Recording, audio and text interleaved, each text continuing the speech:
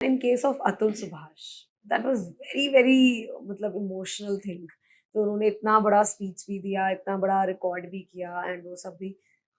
वैसे केसेस में क्यों नहीं है मेल के लिए कोई भी, हस्बैंड्स के लिए कोई भी वो? और अब उस केस का क्या होगा? मतलब what do you think? Court will go on own pace. वो देखेगा क्या एक्चुअल में सुभाष ने जो था अपना सुसाइड किया वो आपकी वजह से किया या नहीं किया। इट विल टेक जो भी उसमें टाइम लगे 5-10 ईयर जो भी लगे लगे। कोर्ट उसमें नहीं जाएगा। एक सेपरेट केस चल रहा था, you will have to go with that case. एक सेपरेट सुसाइड का केस चलेगा, उसमें अलग चलेगा। कोर्ट दोनों को इंटरट्वाइन नहीं करेगा। नहीं करेगा। जब अगर उसने अपने डेथ में भी लिखा है कि आई एम मतलब suiciding because of my wife, then also court will not consider. Judicial system जिसको कोर्ट को फॉलो करना है उसके बियॉन्ड कोर्ट भी नहीं जा सकता। सपोज आप अगर देखिए कसाब ने सबके सामने मर्डर किया था, लेकिन एक certain period of time case चला। द सेम वे सारे केस का अपना फेट होता है, अपने टाइम के साथ अपने हिसाब से चलना है। आप इमोशनल प्रेशर कोर्ट पे नहीं कर सकते। मीडिया ट्रायल का जो भी इफेक्ट है वो कोर्ट पे नहीं आना। आप मीडिया में ये चला रहे हो, ये हो गया वो, सी दैट इज ट्रू, होता है ये। इसका मैटर बहुत सारे ऐसे भी केसेस होंगे जिसमें डेफिनेटली हस्बैंड ने सुसाइड किया है, ये हाईलाइट होगा क्योंकि ये सोशल मीडिया पे गया। राइट। ऐसे बहुत सारे उस बात से जिन्होंने किया हुआ ऑलरेडी, बट उसकी वजह से कोर्ट अपने चीजों को हैम्पर नहीं करेगा। कोर्ट को अपने पेज से अपने तरीके से चलना है, एविडेंस पे कोर्ट चलेगा, ना कि कोई मीडिया में जाके बोल दिया उसके अकॉर्डिंग नहीं चलेगा। अगर हम अतुल सुभाष की बात करते हैं तो बहुत सारे ऐसे फीमेल्स भी है जिन्होंने ऑलरेडी सुसाइड किया, बहुत सारी चीजें फेस कर रही हैं। तो हम एक प्रिज्म से सारे केसेस को नहीं देख सकते। सारा केस एक अपने में यूनिक है, खुद में डिफरेंट है, उसको डिफरेंटली डील करना पड़ता है। एक केसेस के बेसिस पे आप सारे केसेस को या सारे विमेन को आप नहीं बोल सकते कि ये केस गलत है। Each case is unique, each case is different, उसको डिफरेंट तरीके से देखना पड़ता है, चाहे वो कोर्ट को, एडवोकेट को, या बीइंग अ पिटिशनर और रिस्पोंडेंट।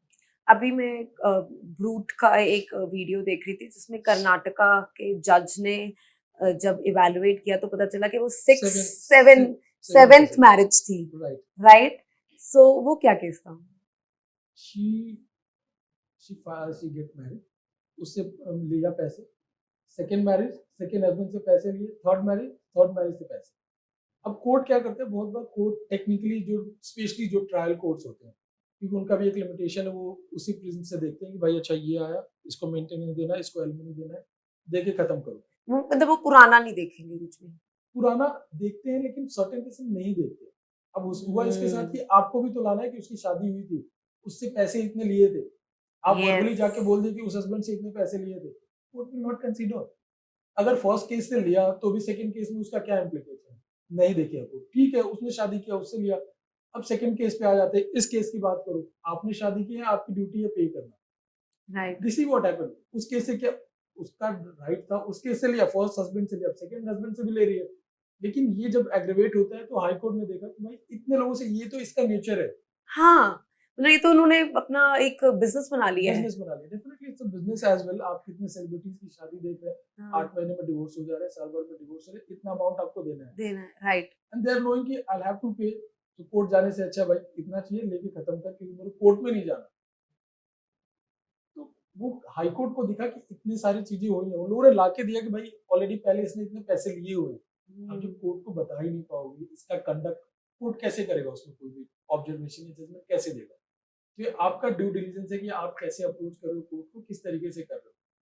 वो सेवेंथ हस्बैंड ने शायद उसके पास सारी प्रूफ जमा हो प्रूफ गए जमा हो कि गया। इसने ऑलरेडी ऐसा किया हुआ है और इतने पैसे उसको मिले हुए हैं, then court consider. Then what was the court? के कोर्ट ने अब बोल दिया कि this time you will not get. Obviously court ने प्रोवाइड भी नहीं किया और डिसमिस भी कर दिया इनफैक्ट। तो आपको विजिलेंट होना है। कोर्ट, अगर आप कोर्ट में जा रहे हो तो you will have to more diligent than your advocate, specially matrimonial cases, क्योंकि आपके साथ आपकी फैमिली में क्या हो रहा है आप जानते हो, आपका एडवोकेट नहीं जानता। राइट। आपका एडवोकेट आप जो बता रहे हो उतना ही जानता है। और इसके लिए कभी भी आप लॉयर को अप्रोच करें तो सारी चीजें एक रिटन फॉर्म में दे, मेल में दे, क्योंकि आपने वर्बली बता दिया, उसने अगर आपके 100 पॉइंट सुने तो शायद जो पेन डाउन हो तो शायद 50 रह जाए, 60 रह जाए। ऑलवेज बी डिलीजेंट जब भी आप कोर्ट केसेस के लिए जा रहे Thank you so much for enlightening us on so many legal aspects. But yeah, I feel कि court should have some more balance kind of It will take time. laws. It Yeah. will take time. Even courts are observing. Some politicians also recently they said in the parliament misuse of laws, women protection laws. Yes. But definitely it will take time. Time. इतना जल्दी कोई law नहीं आने वाला mail के favour में, तो obviously you have to wait. सही है फिर हम